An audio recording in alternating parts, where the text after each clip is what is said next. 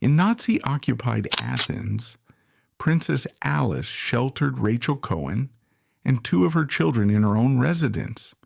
If the Germans discovered them, the consequences could have been fatal. Years earlier, Alice's relatives had removed her from her children and confined her to a sanatorium after doctors diagnosed her with schizophrenia. She was deaf from birth, repeatedly displaced by exile, and later became Prince Philip's mother. How did a woman once denied control over her home, body, and family become the woman who chose to protect a Jewish family when protection itself carried such danger? Princess Alice of Battenberg is usually introduced through her famous son. She was Prince Philip's mother, Queen Elizabeth II's mother-in-law, and King Charles III's grandmother. Those facts are correct, but they can make her life appear to belong mainly to other people. Alice had already lived through war, exile, illness, family separation, and occupation before Philip married Elizabeth. Her story does not merely explain where he came from. It stands on its own as the story of a royal woman who passed through several kinds of loss and eventually acted with remarkable independence. She was born at Windsor Castle on the 25th of February, 1885. Her full name was Victoria Alice Elizabeth Julia Marie of Battenberg. Queen Victoria was present when she was born. Alice belonged to the wide network of British, German, Russian, and Greek royal families, which covered Europe before the First World War. That background later made Philip's public reputation as a foreign prince with little money seem incomplete. His family had deep royal connections. What it lacked after years of political upheaval was stability. Alice was not raised outside the Windsor world. She knew its language, manners, obligations, and family ties from childhood. Her father, Prince Louis of Battenberg, built a career in the British Navy. Her mother, Princess Victoria of Hesse, and by Rhine, was Queen Victoria's granddaughter. Such ancestry gave Alice access to courts across Europe, but it did not protect her from the forces that would destroy several of those courts within her lifetime. After marriage, she was formally known as Princess Andrew of Greece and Denmark. The title came from her husband, Prince Andrew, one of the sons of King George I of Greece. It sounded secure. In reality, Greece's monarchy was repeatedly weakened by war, military defeat, political conflict, and exile. Alice would become a princess in a country where the royal family could be welcomed one year and forced out the next. This is the first contradiction in her life. Alice began in Windsor, at the center of Europe's royal map, and ended her days in Buckingham Palace. Between those two palaces, she had lived as a refugee, a patient, a war worker, a woman separated from her children, and a protector of people marked for persecution. The royal label stayed with her, but it never guaranteed where she could live or how much control she possessed. Her connection to Philip is important because it offers a familiar entrance to a less familiar life. The public saw Philip as the husband beside Elizabeth for decades. Much less often did it ask what happened to the mother who gave birth to him in a Greek palace, then watched his childhood become scattered among relatives and schools. Before Alice became that mother, she had to learn how to move through royal society without hearing the world in the way most people around her did. There's another reason Alice's story speaks beyond genealogy. Royal histories often make hardship appear to belong only to people outside palaces. Alice's life shows how political collapse and medical authority could reach a woman born into the highest circles. Her name gave her access, but it did not prevent exile. Her family could summon doctors, but it could not prevent a marriage from breaking down. In Athens, her title offered a measure of cover, but it did not make hiding Jewish people safe. The tension between position and vulnerability runs through every stage of her life. Alice was born deaf. Her family noticed that she spoke late and did not form words clearly. With her mother's support, she learned to read lips and to speak. She became proficient in English and German and could communicate in other languages used within her family's international world.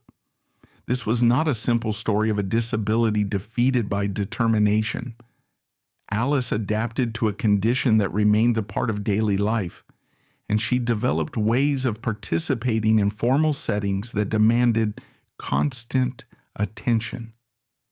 Lip reading required concentration. In a crowded royal room where people spoke quickly and social meaning could lie in a quiet remark, Alice had to rely on faces, context, and careful observation. Her family did not treat her as unable to take part in public life. She appeared at family events, traveled, and grew up within a network where royal marriages connected several countries. Her deafness shaped how she communicated, but it did not remove her from the duties expected of a princess. In 1902, she met Prince Andrew of Greece and Denmark during the celebrations surrounding the coronation of King Edward VII. Andrew was handsome, confident, and part of a Greek royal house that was closely connected to other European dynasties. They married in 1903. Alice moved into a new court and a new national setting, where British family habits could not simply be carried over unchanged. Their marriage produced 5 children: Margarita, Theodora, Cecilia, Sophie, and Philip. Philip, born in 1921, was their youngest child and only son. In the early years, Alice lived the life expected of a royal wife. She supported charitable work, represented the family, and raised children in a household shaped by Greek court traditions. Yet the family life around Philip was never allowed to settle for long. Greece had been caught between competing forces long before Philip was born. The First World War placed enormous pressure on King Constantine I and on the monarchy itself. In 1917, the royal family was forced into exile. Alice, Andrew, and their children lost the country that had been their home. They later returned, but return did not restore certainty. The same political system that had expelled them once would soon make them leave again. The first exile mattered because it taught Alice that a title could not protect a family from national crisis. The second was even more disruptive. After the Greek military defeat in Asia Minor, Prince Andrew was arrested and faced a military court. International pressure helped prevent a more severe outcome, but he was ordered to leave Greece. The family departed in 1922 with Philip still a small child. These upheavals were not simply changes of address. Exile altered work, money, friendships, and the children's sense of where they belonged. In the Greek court, Alice had a defined position as Prince Andrew's wife. In France, the family depended more visibly on relatives and on a reduced way of life. The change could not be disguised by a formal title. Each displacement made the ordinary work of raising children more difficult and left the marriage under pressure that neither Alice nor Andrew had created alone. During earlier years in Greece, Alice had already shown a strong interest in practical service. She helped care for wounded people during the Balkan Wars and received the Royal Red Cross for nursing work. That record matters because her later commitment to the poor in Athens did not emerge suddenly in the Second World War. Long before the Cohen family needed her, Alice had attached royal duty to direct work for people who were ill, displaced, or vulnerable. The forms of service changed. The instinct to be useful remained. A much repeated account says that Philip was carried out in a makeshift cot made from an orange box. Whether remembered through family retelling or later biography, the detail captures a real change in the family's circumstances. The baby was born a prince. Before he could understand the word, his family was leaving its country under pressure and depending on the assistance of relatives. Royal rank could not replace a secure home. The family settled at Saint-Cloud, near Paris, in a house made available through relatives.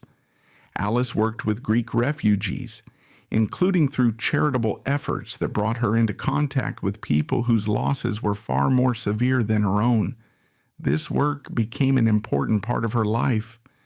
She had known displacement from within a royal family.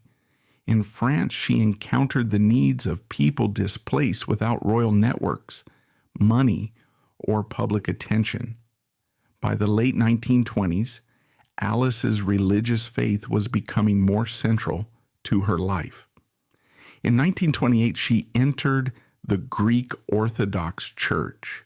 Faith offered a language of service, sacrifice, and obligation at a time when her marriage and family structure were growing fragile.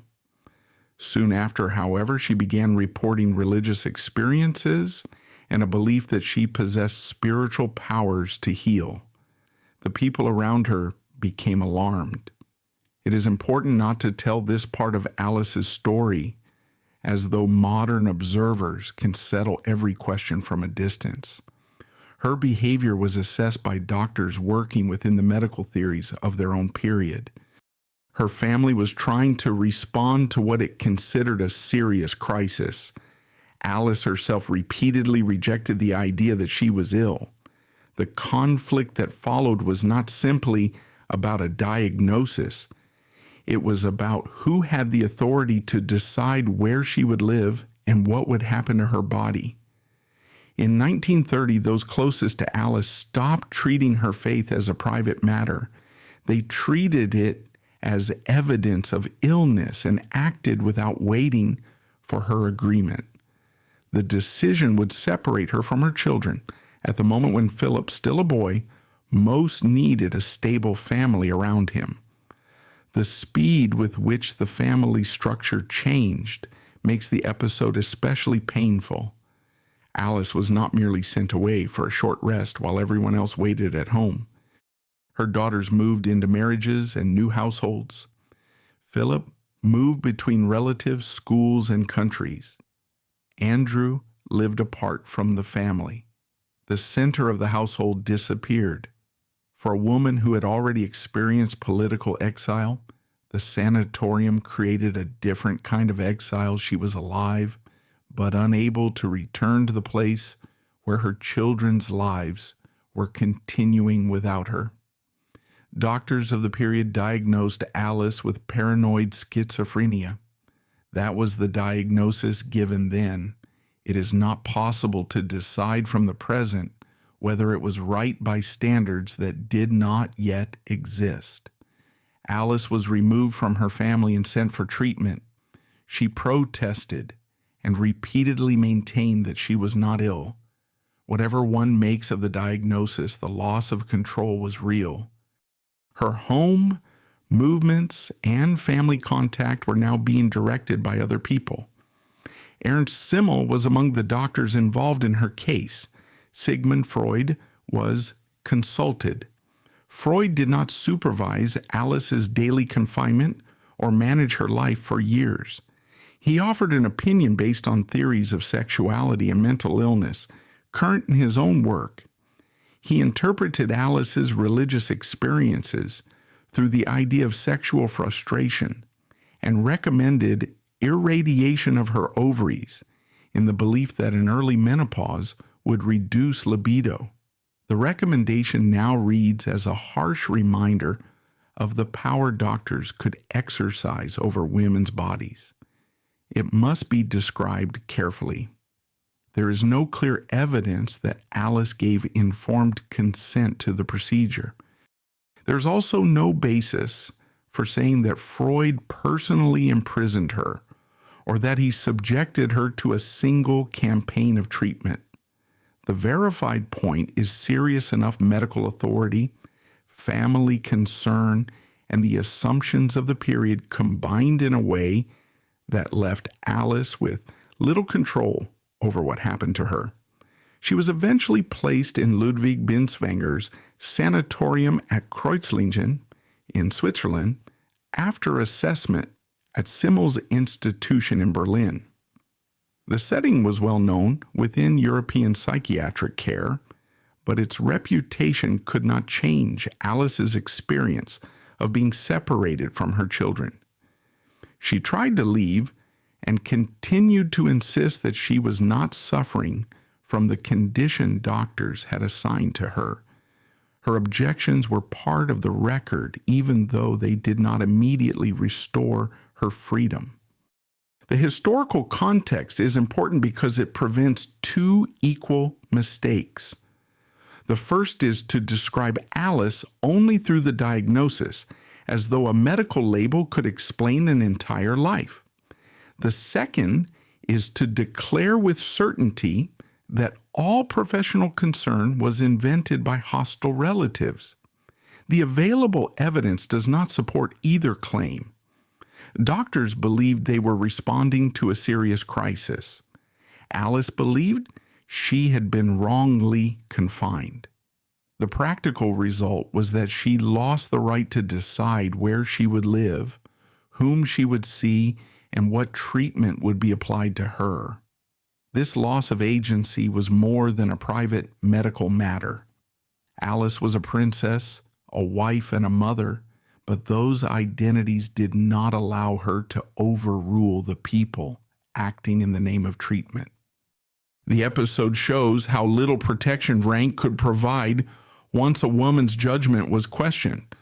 Her protest did not carry the same weight as the doctor's conclusions or her relatives' authority. The silence around that imbalance later made it easy for the public to reduce the entire period to a footnote about Philip's unusual family. Philip's own arrangements revealed the scale of the fracture. He was sent to Britain and later educated away from home, supported by his mother's relatives. His maternal grandmother and uncles provided continuity where his parents could not. This did not make him an orphan, and it did not mean that every relationship ended. It did mean that his childhood became organized around other people's homes, rather than one reliable parental household. Alice's absence was one part of that reality, not its sole cause. While Alice was away, the family around her changed rapidly. Her 4 daughters married between 1930 and 1931. Alice did not attend their weddings. Prince Andrew and Alice drifted apart. Philip was sent to relatives and schools in Britain, living under the care of his maternal grandmother and uncles. No single action explains why the household broke apart. Political exile, a failing marriage, the crisis around Alice's health, and the demands placed on each child all played a part. For Philip, the result was a childhood with no stable parental home. It would be wrong to say that Alice chose to abandon him. She had been removed from the household during her treatment and was unable to direct the family's arrangements. It would be equally wrong to pretend that the separation did no harm. A boy lost regular access to his mother, while the mother lost regular access to her son. Both facts can be true at once. After leaving Kreuzlingen, Alice spent time at a clinic in Moreno and then traveled quietly through Central Europe. She kept close contact with her mother but withdrew from much of the rest of the family for several years. Her life was no longer organized around court engagements or the ordinary routines of marriage.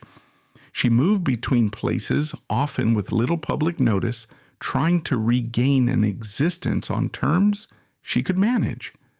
The loss of her daughter's daily presence was compounded by a later tragedy.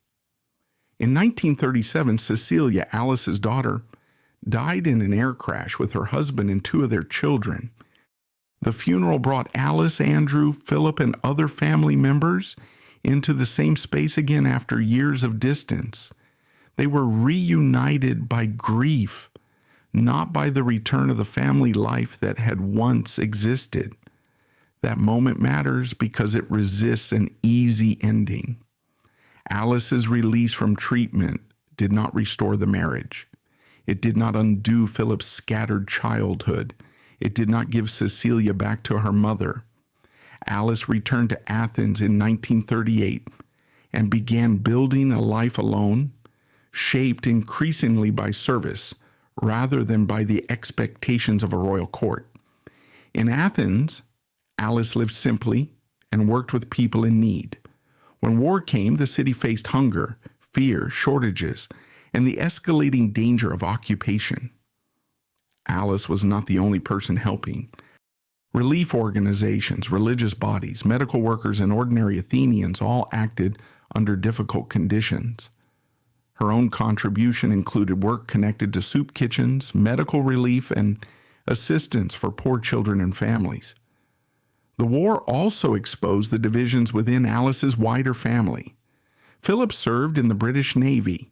Some of Alice's sons-in-law had connections to Germany through their marriages and positions. Those ties should not be turned into a verdict on Alice's own conduct. In occupied Athens, her choices were visible in the work she did and in the people she decided to protect. Athens under occupation offered no protected corner for charitable work. Food was scarce, ordinary movement could attract attention, and relief efforts operated under severe limits.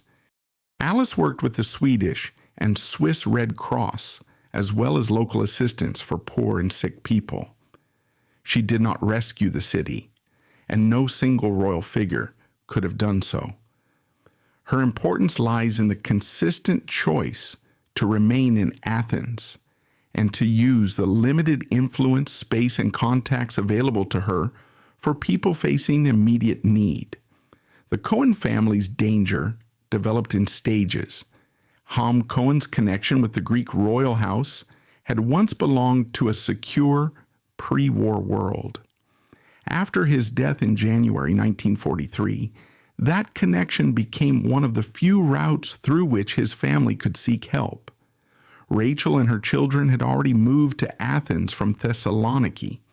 They had found temporary refuge, but fear of denunciation forced them to leave. A family could survive one hiding place and still face danger the moment a neighbor grew suspicious. The Cohen family had known the Greek royal family through Haim Cohen, a former member of parliament whose friendship with the royal household went back to before the war. Haim had died by the time his family was in danger. His widow Rachel did not personally know Alice. In the autumn of 1943, after the Germans entered Athens and conditions for Jewish families became more dangerous, Rachel and her children needed another place to hide. Alice offered them shelter in the residence where she was living in the Psychiatric district of Athens. Rachel Cohen and her daughter Tilda were hidden in an apartment on the third floor. Later, Rachel's son Michel also needed shelter and joined them. Other members of the Cohen family had managed to leave Greece, but the three people in Alice's care could not simply escape. Their survival depended on remaining undiscovered over many months. That length of time is central to the moral weight of the act. Taking in someone for a night is dangerous under occupation. Keeping people hidden from the middle of October 1943 until the end of the occupation required repeated decisions to continue, to protect the cover story, to arrange food and communication, and to resist the pressure of fear. Alice did not have the power to change German policy. She had the power to make a portion of her home unavailable to it. She used that power for Rachel, Tilda, and Michel, The rescue also depended on others. Demosthenes Pourus and Simpulu served as trusted links between the hidden family and the outside world. Their role belongs in the history because courageous rescue was rarely the work of one person alone. Alice's decision gave the Cohen family refuge. The people who assisted helped make that refuge viable. The broader network does not reduce Alice's courage. It explains how survival was made possible in circumstances where discovery could come through a single, careless word. The arrangement was not casual hospitality. Alice had to decide that her home would become a place of protection. She used trusted contacts who could help the family communicate with the outside world. The household staff were told a cover story. Rachel was presented as a former governess to Alice's children, whose life was threatened under Hitler's rule. The family's Jewish identity was kept hidden. There were times when German officers became suspicious, and Alice was interviewed by the Gestapo. Accounts held by Yad Vashem state that she used her deafness to avoid answering their questions fully. The episode should not be turned into a reconstructed conversation because no complete dialogue survives. What is known is enough. A woman who had learned to manage life without hearing used that condition as part of her protection for people who could not safely reveal who they were. Alice did not advertise the rescue during her lifetime. She visited Rachel and the children, gave practical help, and maintained their protection until the danger had passed.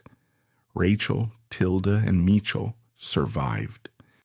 Their survival does not make Alice the sole rescuer of every member of the Cohen family, and it does not turn one act of courage into a full history of occupied Athens. It does establish a particular fact. She opened her home to 3 people whom the occupying power had placed in mortal danger. The contrast with Alice's earlier confinement is unavoidable, but it should not be made too neat. Her experiences in Switzerland did not automatically cause her to help the Cohens. There is no evidence that she drew that direct connection herself. What can be seen is a change in authority. Others had once decided that Alice should be removed from her home. In Athens, Alice decided that her home would protect people who had nowhere safe to go. Her faith mattered in this decision, though faith should not replace evidence. Alice was deeply committed to Orthodox Christianity and to charitable service.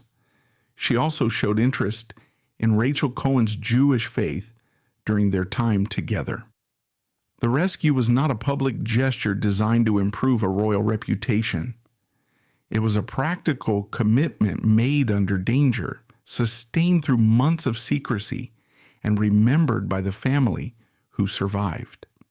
The war ended, but Alice did not return to a conventional royal life. In 1947, she came to Britain for Philip's wedding to Princess Elizabeth at Westminster Abbey. She sat in the Abbey as the mother of the groom, a position that connected her to the very British monarchy into which Philip was marrying. Her own daughters were not invited because their marriages to German princes were politically sensitive after the war. Alice's presence at the wedding carried a quiet significance. Philip had spent much of his childhood away from her. The wedding did not erase the years of separation, but it placed mother and son together at one of the decisive moments of his adult life. Some diamonds from Alice's jewelry were used in Elizabeth's engagement ring, a family contribution that would become part of one of the best-known royal marriages of the century. 2 years later, Alice founded the Christian Sisterhood of Martha and Mary.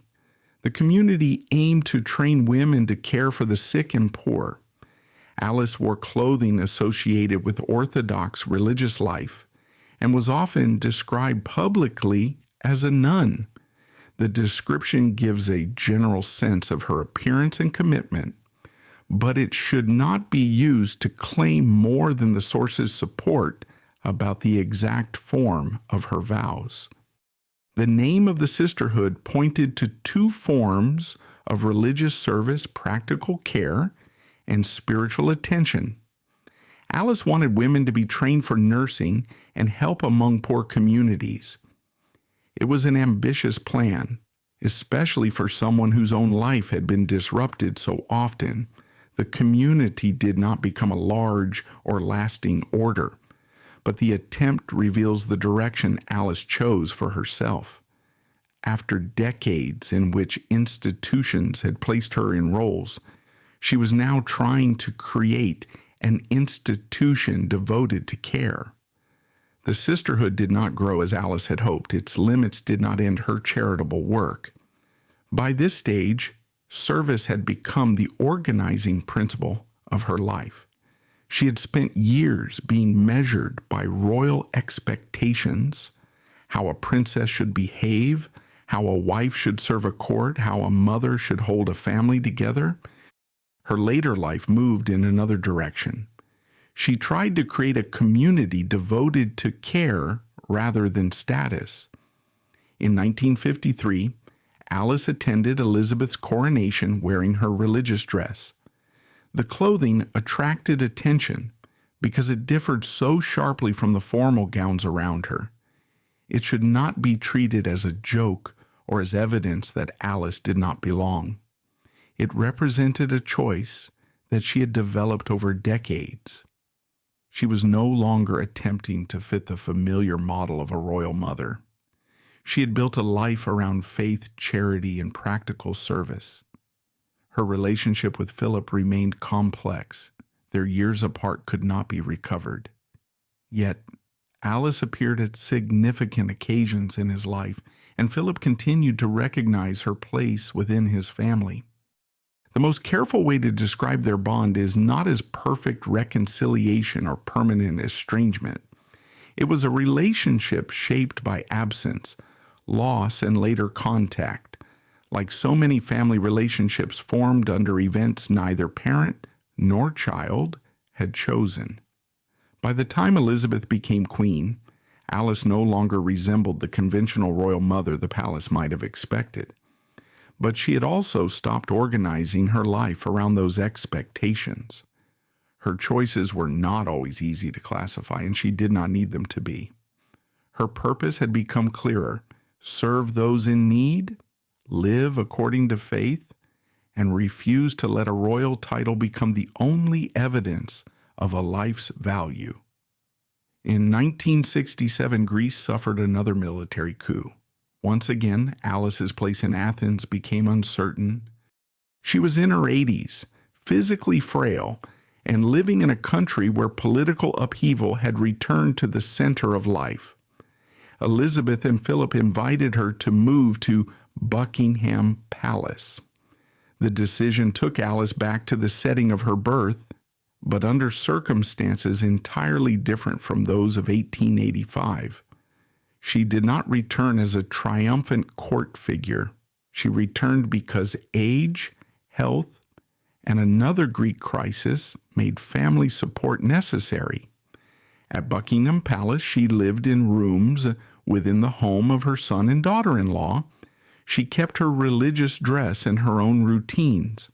Her life there was quieter than the public might have expected from a princess born at Windsor. One family remark described her as a nun who smoked and played canasta. The observation should be used lightly, not as the meaning of her last years. It reveals that Alice did not become a symbol without ordinary habits. Her faith had shaped her choices, but it had not made her a figure without humor, contradictions, or personal character. Alice's physical strength declined. She died at Buckingham Palace on the 5th of December 1969, aged 84. She left very little property because she had given away much of what she possessed. There is no need to invent a final bedside scene or to claim certainty about every private exchange with Philip. The fact of her death is moving enough. A woman born in Windsor, expelled from Greece, confined in Switzerland, and active in occupied Athens, ended her life in the palace where she had begun. Her return to Buckingham Palace did not erase the years between. It gave a final shape to the unusual arc of her life. Alice had begun in a palace as a child of royal Europe. She returned as an elderly woman whose authority no longer came from court position or inherited expectation. It came from the record of how she had lived when position offered no easy answer in exile, in treatment, in poverty among others, and during occupation. Her final wishes also carried the mark of a life that had moved beyond court convention. She wanted to be buried near her aunt, Grand Duchess Elizabeth Feodorovna, at the Church of St. Mary Magdalene on the Mount of Olives in Jerusalem. Alice was first buried at Windsor. In 1988, her remains were transferred to Jerusalem, fulfilling the request she had made before her death. The location was more than a distant royal grave. It placed Alice near a woman whose religious life and death had long held significance for her. It also brought her remains to the city, connected to the later recognition of her wartime courage. The public had long known Alice as Prince Philip's mother. Jerusalem would become part of how history remembered what she had done in her own name. The transfer to Jerusalem did not create Alice's legacy. It made its geography visible. Windsor represented the family into which she had been born. Athens represented the country she entered through marriage and chose again when she could have remained elsewhere. Jerusalem joined her religious commitment to the memory of the people she helped during the occupation. These places were not interchangeable stages in a royal itinerary. Each marked a different answer to the question of where Alice belonged when family, politics, or health had made belonging uncertain. On the 11th of March, 1993, Yad Vashem recognized Princess Alice as righteous among the nations for sheltering the Cohen family. The recognition came more than 2 decades after her death. In 1994, Prince Philip and his sister, Princess Sophie, attended a ceremony at Yad Vashem, where Philip planted a tree in his mother's honor. He said that she would probably have regarded her decision as a natural human response to people in distress, rather than as something exceptional.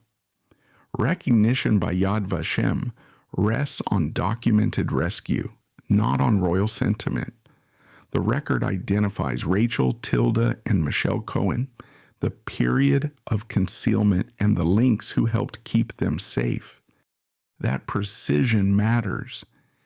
It means Alice's place in Holocaust history does not depend on a vague story of kindness repeated because she was related to Philip. It rests on evidence of a specific decision that preserved the lives of named people during a period when their identity placed them in danger. That observation is worth holding carefully. It does not turn Alice into a saint without complexity. She had experienced a serious health crisis, endured medical treatment she did not clearly consent to, and lived through painful separation from her children. None of those facts cancels the courage of what she did in Athens. The rescue of Rachel, Tilda, and Michelle Cohen is not an interpretation. It is documented history. In 2010, the British government named Alice a British hero of the Holocaust. The honor should not be treated as a list of decorations that finally makes a life important. Its value is that it recognizes a choice Alice made when recognition was neither promised nor safe. She did not open her home because history would later reward her. She opened it when 3 people needed protection and she had the power to give it. That is why the final judgment on Alice must remain proportionate. She was not defined only by suffering, and she was not free from the limits of her time, family, or health. She did not rescue everyone in Athens, repair every broken relationship, or turn her faith into a public campaign. But when a family asked for refuge, she accepted responsibility for a decision that could have endangered her. That choice is the clearest measure of her character because it rests on action rather than legend. For years, others described Alice with labels deaf princess, exiled wife, psychiatric patient, absent mother, unusual nun. Each label contains part of the record, but none is large enough to hold the whole person. History recorded what doctors, relatives, and royal courts decided about Alice. Her legacy rests on what she eventually decided for herself to return to serve and to protect people whose lives were in danger